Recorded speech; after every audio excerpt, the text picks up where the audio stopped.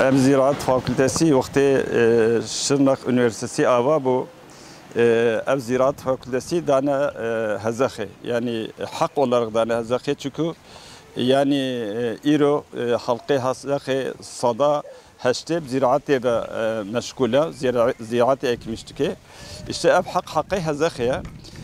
şimdi gibi hatta nehava gerçekten tikes ve fakülte ne bu khodi te hizmet jere nekiriya و تجلره هذا خجينينو إيرو جنالي تركي ekonomik sıkıntısı kek haya ev fakülte hani mesela İro en azından 500 öğrenci de yani mektebet koyne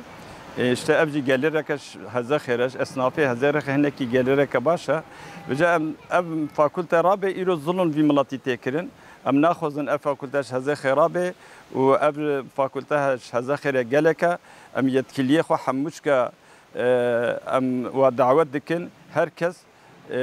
تشتاجي وري خدمته في فاكولتاها ربكن اكسيكي tamamlamışken kemasyevi am tamamlamışken çijere gerekliye mesela yurt gerekliye gerek em tevde destek xabdin hevdo em va ihtiyacı ve tamam bikin و بلا فاكولتا ما جهد منه اب حقي هزاخيه هجر اب فاكولتا رابي ظلم ملاطي هزاخيه تكرن ام ناخوازن رابي و اب حقي هزاخيه